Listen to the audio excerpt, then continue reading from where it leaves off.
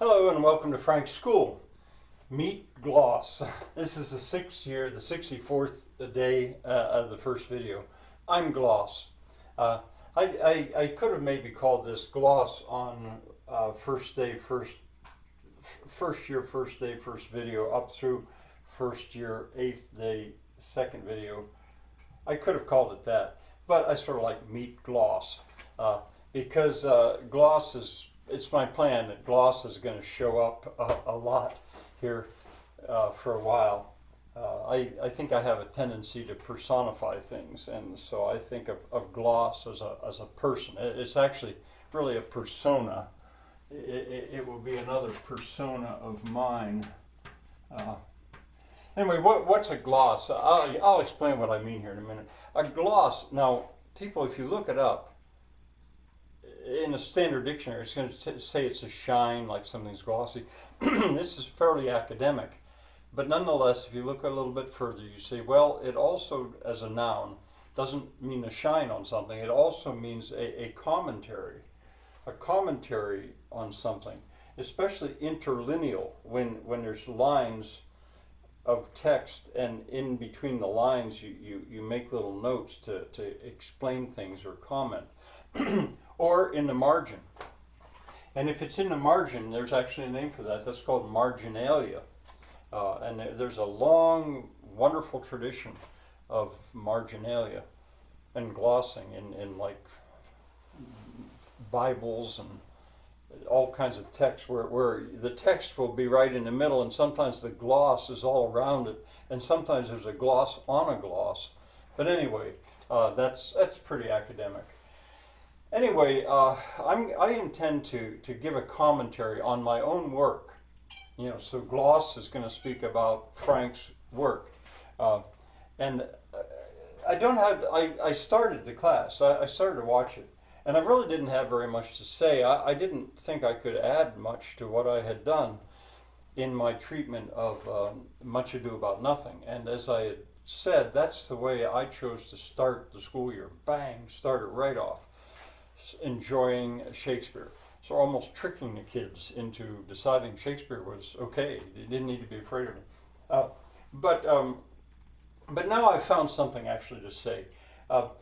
This is the start of the school year, and I've thought about doing this for quite a while. But I've thought this year I'll just go ahead and do it, because of various things that happened. I have a notion that there may be teachers or homeschoolers around the world, or especially in the United States, who actually take my course.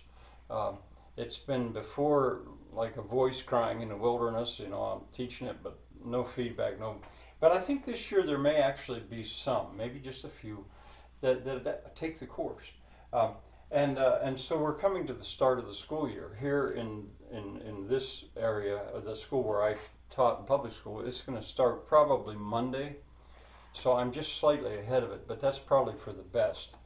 And I'm not going to have Gloss is not going to speak about every single video, I don't think. And if he does, he's certainly going to be very brief. Kat, what are you doing? He's certainly going to be very brief, because Frank's going to go on with Frank's School. Well, how will I number this? I guess I'll number it as part of the 6th year, but as a persona of Gloss.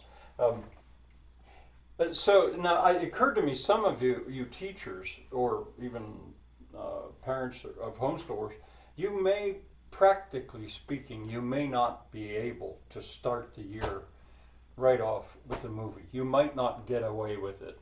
You might not have administrators that would accept what you're doing. So it may not be that easy to start the school year. But that might be for the best, because it's one of the best things I have to offer, Much Ado About Nothing, in the whole year. Students said that before they got to the end of the year, and they say, that was the best thing of the whole year.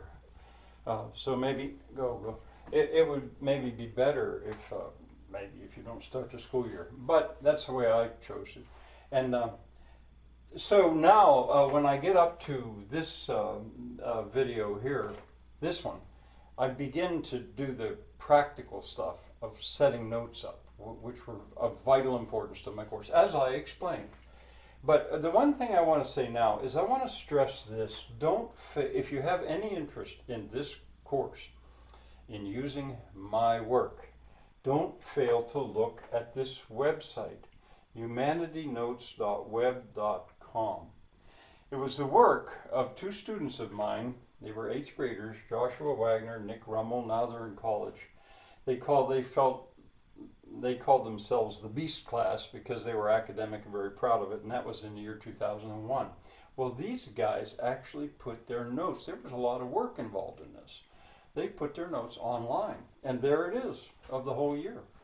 And it's well done. Now, every year is not quite the same, and of course that's just the first year. I've gone on for 5 more years since then.